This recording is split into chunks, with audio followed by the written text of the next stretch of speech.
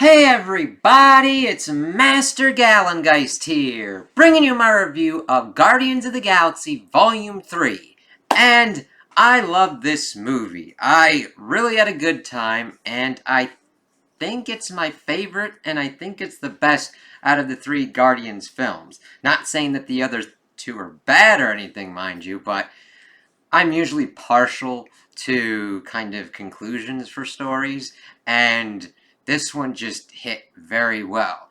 Now, before we get into the movie, we also have to deal with like the movie theater pricing and everything, because now there's premium pricing, and this one was $13 to get into, and I'm like, okay. So other ones, it's almost like hit or miss on what you're going to figure out what premium pricing is. So take that into consideration when you're going to see this movie or deciding to wait for it to come out on Disney Plus or whatnot, if what have you. Because I would definitely recommend this one. This is the best Phase 5 one so far. I mean, granted, it is the newest one. Not that Ant-Man was bad, it had its problems, but overall that one was very good.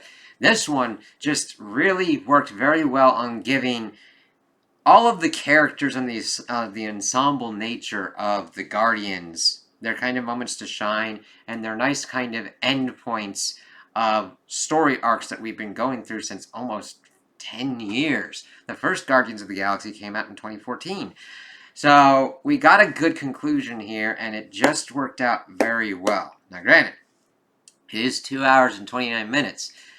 It didn't feel that long to me, which is good, but you have to block out some time for this motherfucker. And I think it's worth it. I loved it. I loved seeing what was going on. It definitely felt like a conclusion that everybody worked very hard towards and put a lot of time and energy into and got a good product out of it. And I'm like, yes, this is great. So we show off in nowhere and we see that Rocket is walking around with the Zune kind of playing creep, which kind of works towards his kind of view of himself, and we kind of understand the view of himself, and also his view towards others, and his kind of whole idea of family dynamic, as we get most of his backstory tied up with the High Evolutionary and everything that kind of goes on with that. And the way they kind of set up with this, even though it's flashbacks to give us information, the way it's handled works very well for what kind of happens after the start here. So we see the Guardians taking care of Nowhere, setting up their whole kind of sign and everything, blasting off the Guardians logo and everything. We see Jacked Up's whole group going around. We see Nebula doing her kind of things, and they're trying to figure out where Quill is and that he's drunk and pining after Gamora. So he still has not gotten over Gamora's death and is only kind of functioning. Like, he has bad days, and this is his bad day, which turns out to be everybody's kind of bad day, because they kind of get him back into bed. Nebula pretty much putting them there as he's like drunkenly saying that he loves Gamora and everything, and then she kind of like takes his arm off and like puts him back to bed. And we then see Rocket pretty much getting ready to get to bed himself before, bam, we see Adam Warlock. This was the dude that we saw being created at the end of Volume 2, and we see that he's pretty much being used to go after the Guardians, and because Rocket stole batteries and shit, and is set off for that kind of force, and he is a force to be reckoned with. However, he is still essentially a child. They, like, grew him pretty damn fast, and he's got like flight powers, shoot ray powers, and everything. Granted, his power set is a little bit different than the comic books because he's usually tied to the Soul Stone in the comic books, but we don't have that here. But we see him pretty much beating the unholy shit out of the Guardians. Like, we see Quill finally get up. We see Nebula going after and trying to take him down with her, like, augmenting arm, which is actually pretty damn cool throughout this movie and used very effectively. It's not really a gimmick. We see her utilizing it in very specific situations, in very specific ways. That's actually fucking badass. But She's just gets like pretty much trashed by him, thrown out through into like this hole. And Drax is the only one that puts up, well, not the only one, but he puts up a pretty decent fight on him before almost getting beat to death. And Rocket tries to like blast him off, I think. And then Rocket gets pretty much tanked as well, and he's almost dying. And that's when Quill kind of gets up and he's trying to like help Mantis. Mantis has her arm like broken as well. And the thing is, Nebula gets to a point where she like stabs at him. He's like, ah, damn, that hurt. Before he like goes down, they're like, what the fuck's going on? And he gets away, and we see that Rocket is pretty much in a death state, and this is where he is for most of the movie, and this is what kind of precipitates the flashbacks, as pretty much his life is flashing before his eyes. And then we see the rest of the Guardians learning the information about his backstory as well. So they're trying to save him, but the thing is, the Metapack thing that we see pretty much fix Mantis's arm right away can't fix Rocket because he's got a kill switch in him, and they can't heal him until that kill switch is like done, and they need the passcode to override that. So they pretty much get onto the Bowie. We see Kraglin and Cosmo, the psychic dog, dealing with stuff because they're having their own little thing, and Kraglin having problems trying to utilize Yondu's kind of whole arrow and kind of fin kind of thing. So they are then put in charge of Nowhere as they go off to try and figure out how to get to the kill switch, and Nebula's going to has something that should help them out. They figure out that the tech is Orgosphere. Orgosphere? Let me see.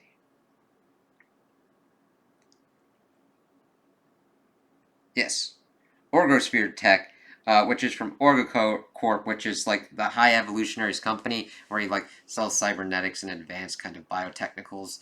And we also learn who the High Evolutionary is, who's this dude who's trying to create the perfect race. He actually created the Sovereign race with Aisha that we had seen in the Volume 2, and we learn a little bit that he made them mainly for aesthetics, but they're dumb as shit.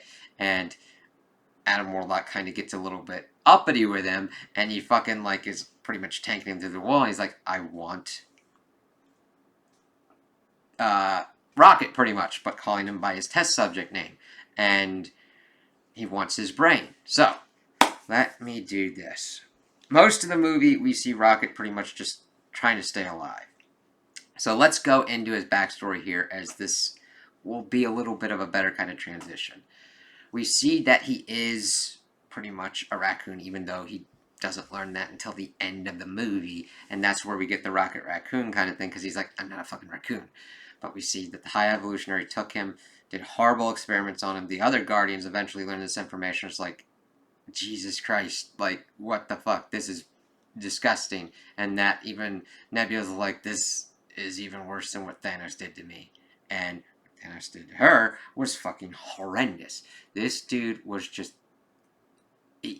like, it really puts animal testing of like, no, it's disgusting, because he does all these kind of things. He gives Rocket the kind of like machine kind of stuff, gives him intelligence. We see him talk with the others, what they did to the rabbit, who takes on the name Floor, to the otter, who takes on the name Lila, and to the walrus, who takes on the name Teef. And they're just trying to be good, like, we're friends. And it's very well sold. It's not like, oh, they're cutie animals just for the kids, or all that kind of stuff. This is a horrible fucking situation where this dude's just making them and killing them and gives no recourse to what he does. He is in his pursuit of a perfect race and will take the mantle of God since all the other gods are dead.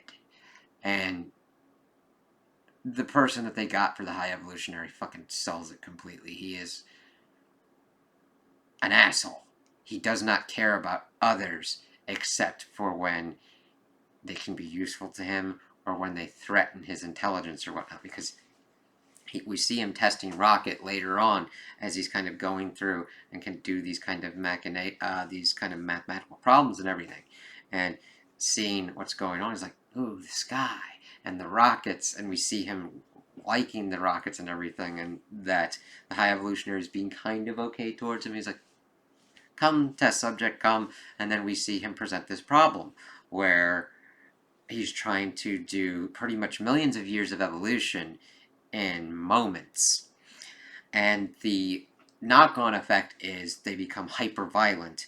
And the thing is, he doesn't want this kind of violence and aggression within his species. And Rocket is able to figure out the solution. It's like, but what about this? It's messing up. And the thing is, he doesn't even know exactly. He knows that something's wrong with the mechanisms and everything and how they kind of work out. So he's able to figure that out and explain it to him, and they're able to do it.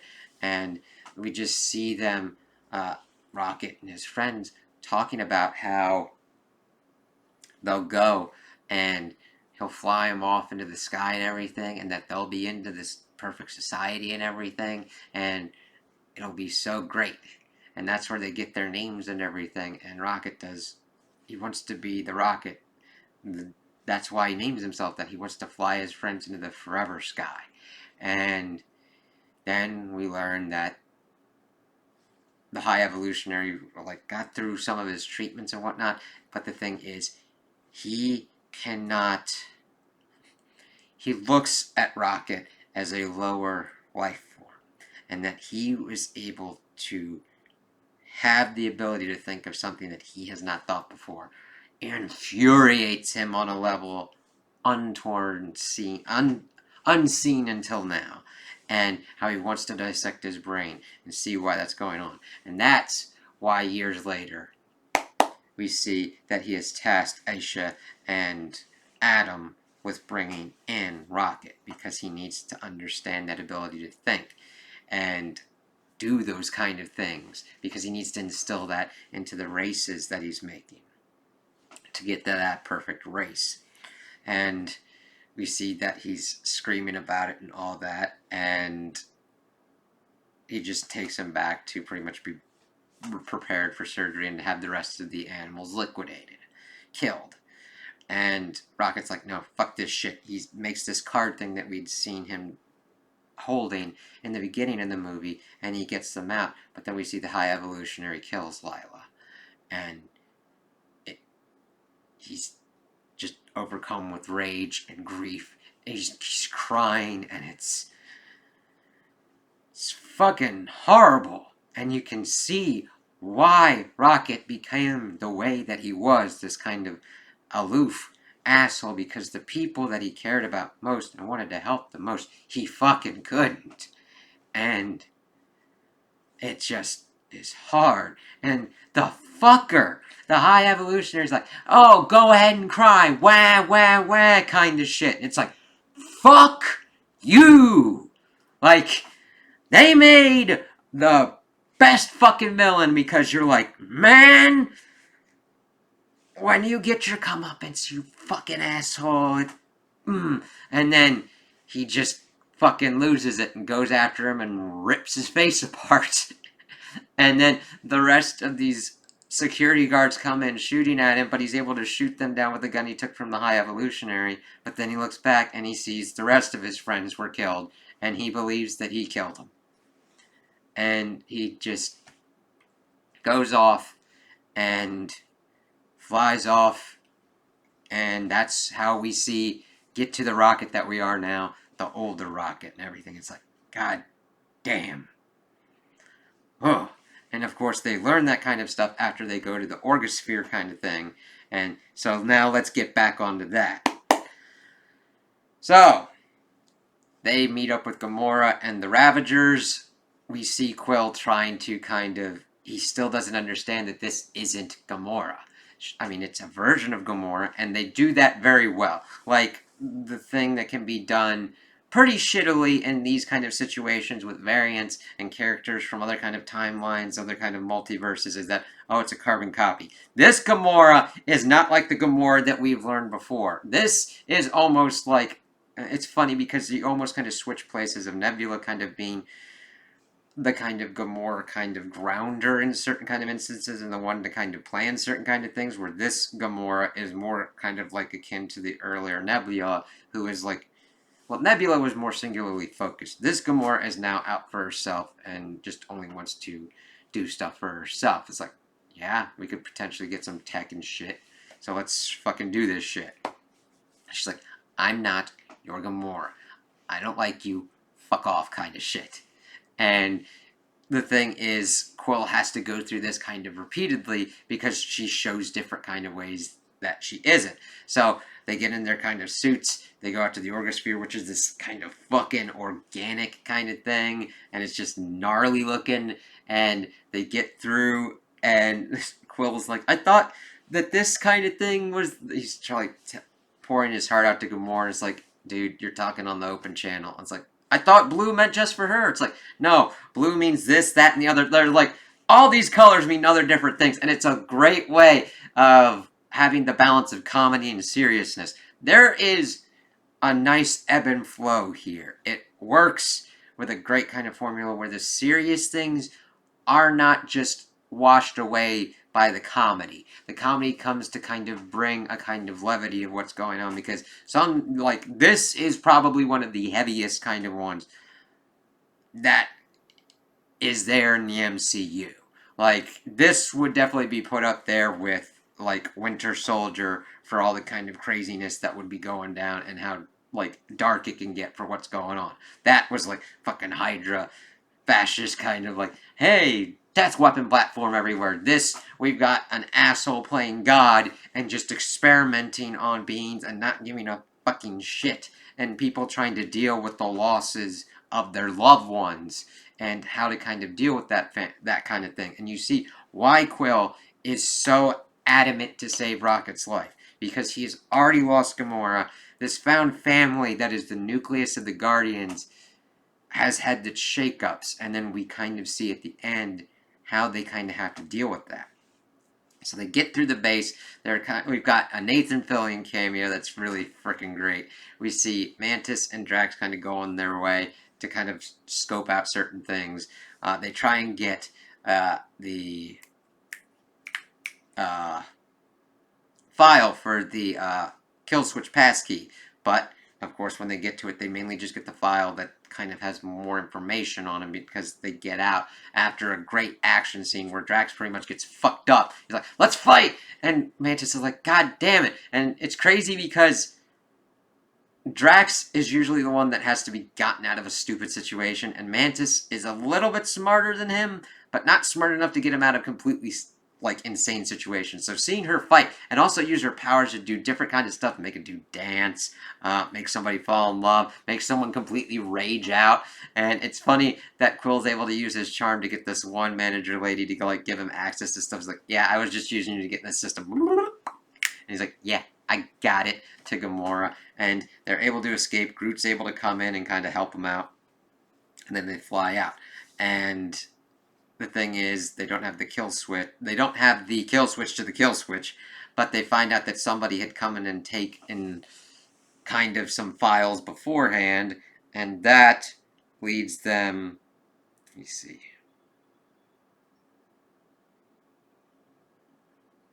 Like, one of the scientists came and got it, and they're like, all right, let's go after him. And they go after him for the coordinates. And it's funny because Gamora pretty much tries to get in contact with the people, the Ravagers, to kind of get her off of Quill's ship. And Quill's like, I would drop you off, but I gotta save my friend. He's got like 2 days, tops. Alright? And it's funny because after a while, after this part, we see that Gamora starts to look at the different kind of stuff for Peter and kind of understand him a little bit better.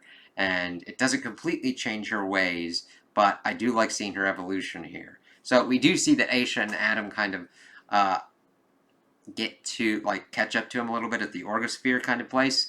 And they're trying to interrogate this dude, and Aisha's like, show him we mean business. And Adam fucking nukes a dude, kills him, but they're able to get the communicator off and then just follow Gamora and the rest of the Guardians, but they're going to the High Evolutionary anyway. So they still have to kind of fight to kind of get the credit for it. And Adam then kind of adopts the kind of furry little thing that was completely devastated that the Ravager was killed. He's like, I don't like how I feel. And it's interesting seeing his evolution as pretty much as just a man child.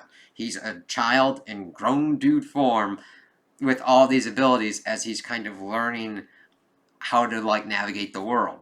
So they get to Counter Earth. That's where the High Evolutionaries set up with these manimals, these pretty much it's like Earth in the 90s, late 90s, almost 2000s. So the Guardians kind of get down there and they're trying to figure out what's going on. Peter's able to like talk to this Batwoman and is able to figure out that the High Evolutionary's in that kind of pyramid thing. So he like drives the car there. He's like, I've never driven before. Damn it, I was 8 when I left Earth. And all that kind of conversation and that comedy just works very well as they left Gamora, Drax, and Mantis to watch over Rocket. So they kind of get there. Drax is like, yeah, we're just going to take this motorcycle and just kind of go around because he's like, I want to go up and do this. It's like, dude, you're given this job for a reason. You could protect Rocket. And it's like, nope, I'm going to do this. And then takes Mantis along for it. It's like, oh my god. And we see that this society is not perfect. We got a dude giving drugs to kids and all that kind of stuff. We got people beating each other. It's like, shit. So they get there. They have to leave Nebula out. They don't have any weapons, but they don't check Groot for weapons at all. And they're pretty much being like given like, yeah, hold up. And it's funny because Cole's able to call like the High Evolutionary at certain points a RoboCop looking motherfucker. And it's just like, oh god.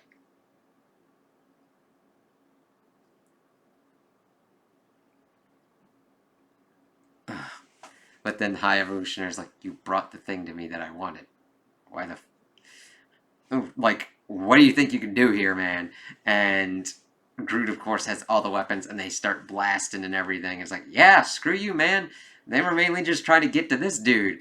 And then we see that Adam tries to get Rocket, but also the High Evolutionary said this, like, weaponized pig thing to kind of go after and get Rocket. Gamora protects him a little bit after she's been, like, looking at stuff with Quill and all that. And then Adam kind of like kills the pig thing, and there's a kind of little tussle between Gamora and Adam before things start going completely crazy. And the High Evolutionary's like, yeah, this place is a failure, and just starts blowing up Counter Earth, and people just start dying. And Adam tries to save his mother, but fails. But then he kind of like goes after the Guardians again, as all this insanity starts ensuing. Quill's plan is that he pretty much the High Evolutionary kind of gets out. Nebula, Drax, and Mantis go back on the High Evolutionary ship.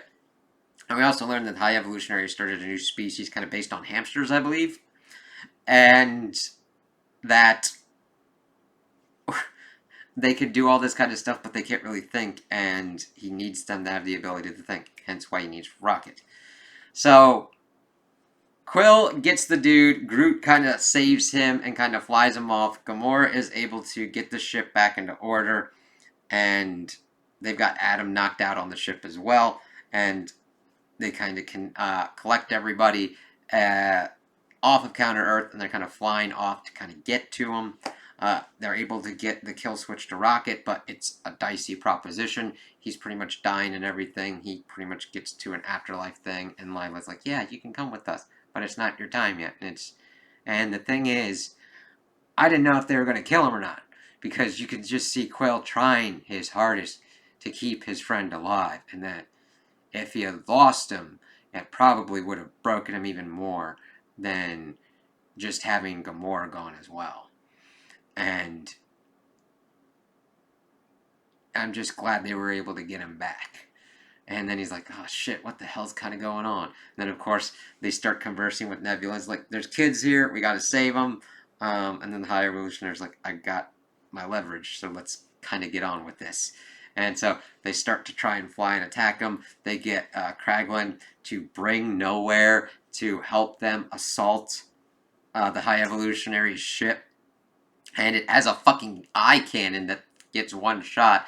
And of course, there's a little kind of subplot there where Kraglin called Cosmo a bad dog, and she's like, come on, man, take that back. And it's just, it works. It's a funny kind of thing that goes on because you know that a dog would be like, why am I a bad dog? I'm not a bad dog. And trying to like get that throughout the whole movie.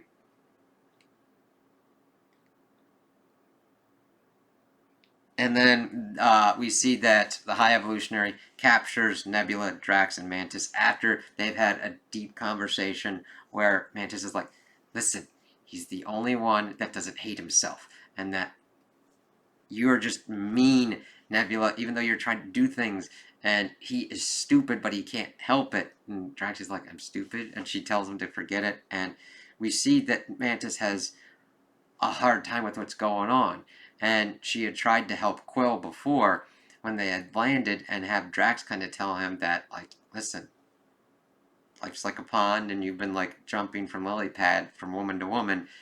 Sometimes you just got to learn how to swim, and that way you can kind of deal with life kind of better. And he's like, huh, that makes sense. And she just, she try, she has a frustrating time trying to do the best kind of thing that she can to help the people that she loves. And trying to express that and have people actually take her seriously. And she has a very valid point because people kind of really don't take her seriously. But we got them. She then kind of the battery monsters that we pretty much saw in the beginning of Volume 2. Those are the things that are pretty much being kind of aggressive, and she's like, maybe they're just afraid of us, and she's able to kind of like calm them down, and it's like, all right, cool, let's kind of get this. Rocket, Groot, and Peter and Gamora pretty much try and assault the fortress. Nowhere kind of blasts a hole in there. They're able to kind of get on board. Adam kind of screws up everything a little bit with Peter and Gamora, and they're able to kind of get out instead of self-destruct to blast that out. So they pretty much get onto the ship, and they're like, all right, let's get to Nebula and them, let's save them, and they kind of blast through a hole, and it's like riding the kind of creatures like, yeah, all right, and they're like, okay, then let's just get out of here. But then they're like, no, we got the children and everything that we got to help. And it's like, all right, let's do this, because he had his Zune ready, he had his music ready, and it was Beastie Boys, No Sleep Till Brooklyn, and then we get a great fucking fight scene that just was really well done. Music, the choreography, all the effects going on. It was just awesome as they were taking out all these guards, and they go to like get these kids, and then also get the rest of the test animals. And we see that the High Evolutionary even has to deal with a mutiny of the other people because he's acting like an insane asshole and saying that I'm going to be a god, and since there were no gods, I have to be one. And then he like, they're like, fuck you, pretty much point guns at him, and then he like uses his power to like destroy pretty much the control center of the ship. It's like, yeah, that's not a smart fucking move now, is it, bro? And all this shit's going on. They're able to get the kids. They kind of pretty much kiss the ships together with Nowhere. And Nowhere, we see Kraglin finally get control of the Arrow and is taking out the Hellspawn that the High Evolutionary had sent out that way. And Cosmo kills some stuff as well to protect Kraglin, as he calls her a good dog. And let's see here. They get the kids. They're pretty much shuffling them off, which is really nice. And we see that Drax was pretty much the one that was able to communicate with them and to help them out and everything. It's like, why didn't you tell me? Like, Nebula's like, why didn't you tell me you spoke their language? He's like, you never asked. It's like, good point. He's able to help them. We see Rocket was pretty much helping them and then sees them. The rest of the animals, he finds the raccoon cage, and that's where he finds out that he's Rocket Raccoon. And then we see that the High Evolutionary is like, I'm gonna fucking use you, you asshole, and pretty much has him up. But then he uses the grab boots that he had used in the beginning, which is great to foreshadow that and actually use that. He's like, yeah, I'm Rocket Raccoon, and then starts blasting him, and then the rest of the Guardians come out and help him, which is great to continue the theme of them being a family together and helping out, because they beat the shit out of this motherfucker, and then take off his mask, which it was a mask, and that Rocket pretty much destroyed his face. And Drax asks if he's going to kill him. He's like, nah, man, I don't need to do that. It's like, good on you, Rocket. And they just pretty much leave him on an exploding ship as they take the rest of the animals out as well. But the thing is, Peter pretty much lost the Zune, and he goes back kind of Indiana Jones style. And the thing is, they also saved Adam Warlock as well, because he survived the thing, was going to kind of go after Groot, but Groot's like, oh, come on, and helps him out. And the thing is, Drax had told Adam, he's like, he believes that people deserve second chances. And we see that Peter gets the Zune, but he pretty much almost dies. And Adam comes in, saves him, and brings him back to Nowhere, and it's all group hug with everybody, and even Adam joins in, and it's very nice. It's like, awesome, you get close. And you got us going there, but everybody's then on nowhere. It's like, all right. So we then get to the fallout of everything that's gone on, and we see that Peter has taken Mantis's advice to heart, and he wants to go and see if his grandpa's still alive. And at first he was like, because Mantis was talking about like running from his family and everything like that. Wanted to check to see if like anybody else was alive on Earth. Like, he was my grandpa. He's probably dead by now. But he's like, I kind of need to learn how to swim, taking Mantis's advice to heart, and that he's going to be leaving the Guardians. And that Mantis decides to do it as well because she went from Ego telling her what to do to the Guardians telling her what to do, and she wants to find herself. And Drax is like, all right, I'll go and protect you. And she's like, no. And he's like, oh, I need to protect you because you're weak. She's like, no, you're needed here. You need to be a dad to those kids. And we see that really hits for him. And Nebula is not going to be in the Guardians because somebody needs to take care of Nowhere. And Rocket's like, I come back and it's like breaking up, but it's kind of not. You know what I mean? Like, this version of the Guardians is done at the moment because they all need to go. We've gotten to a part of their journey where they need to go find themselves. We see Gamora have a nice kind of thing where she has grown to actually care about the people, and she's like, fine, because she'd eye rolled that they'd have to go save people, but she went along with them anyway. And her and Quill have a nice moment where it's not like they love each other or anything, but they kind of have more of an understanding, and Quill understands that his Gamora's gone, but that this Gamora is an interesting one in and of itself, and that she can go and do her kind of stuff because we see her with her family and the Ravagers and being hugged and everything like that. And that was nice. And this is a nice kind of thing. It's like a family sometimes people go and have to go do their different kind of things. And even though they're apart, it doesn't mean they don't love each other. And then we get Groot saying his line of, I love you guys. And that was very nice. And just worked very well. It didn't feel cheesy or anything or kind of predictable. It just worked for the moment because they're going their separate ways for now, but they're still family and they still love each other. We see Quill going to Earth. We see Mantis taking those creatures and going off on their own. We see Drax handling the kids, Nebula handling Nowhere. We see Rocket with the Zune kind of messing with it and then dancing to a song at the end, Dog Days Are Over. And it was nice because then Drax is also dancing as well and seeing all that kind of stuff go along. It's great to see Pete find his grandpa and them have a nice kind of hugging reunion.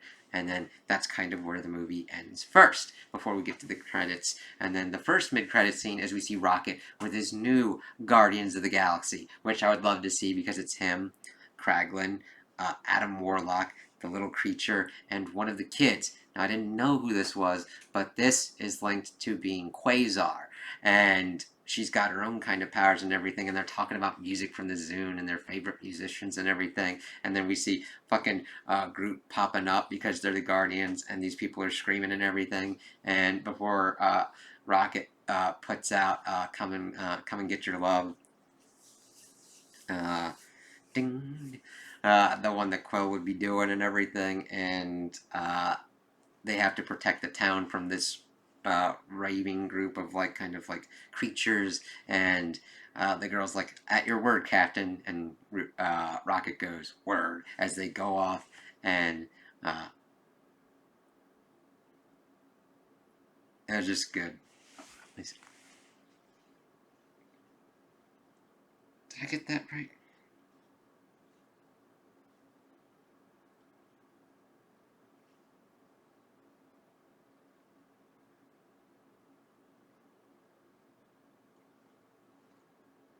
Yeah.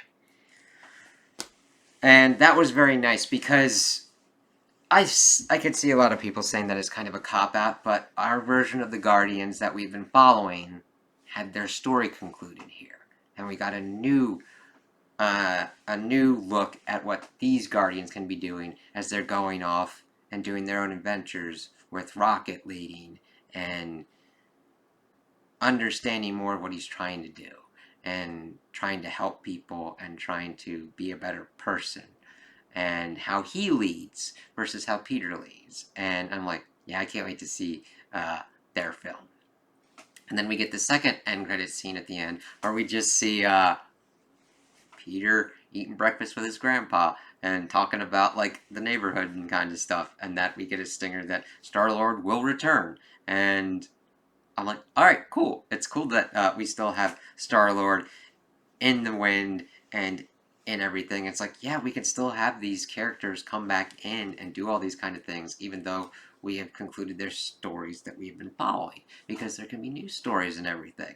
And I like that kind of ending because the story's concluded and everything. You've gotten people to understand where they want to go in life, what they kind of want to do, how they kind of want to achieve it, and it's very hard to do that in doing that with such an ensemble cast. And this was well done in balancing all these characters, all these different stories with what's kind of going on, and then giving us a proper conclusion for them. And now we can see where it could potentially go on later. And I can't wait to. I'm like, all right, let's see Rocket's Guardians and what they kind of get up to and everything. And I just felt that they did a very good job of showcasing emotion and the heart at the center of the Guardians. And I was really happy with this. And that there was a great balance of the seriousness and the comedy. Like, I don't think that the comedy undercut the certain seriousness with it, because that's a hard, like, that happens in a lot of movies and a lot of Marvel movies sometimes, where comedy just comes out of nowhere and just fucking takes out the seriousness of what goes on. And you've got, like, clashings of tone. That did not happen here. I really think that they balanced it very well, and I can't wait to see this again at certain points, just to see all the stuff that I missed, and that this is definitely one of my favorite ones because of what they were able to accomplish with all of the characters and the story. And yeah, this was great. I had hope for it, but I didn't expect to like this and enjoy this so much. And I would definitely recommend this to any Marvel fan and definitely any Guardians of the Galaxy fans out there. Now, granted, if your tickets are very expensive where you're at, hold off until like it comes on Disney Plus or whatnot. That's cool. Definitely look into it at some point, or go for it when it's like coming out on Blu-ray or whatnot. But yeah, I would definitely recommend this movie. So those are my opinions on the movie. Tell me what you guys think in the comments below. If you liked it, if you didn't like it, if you agree with me, if you disagree with me. Also like and subscribe, and I hope you have a good day.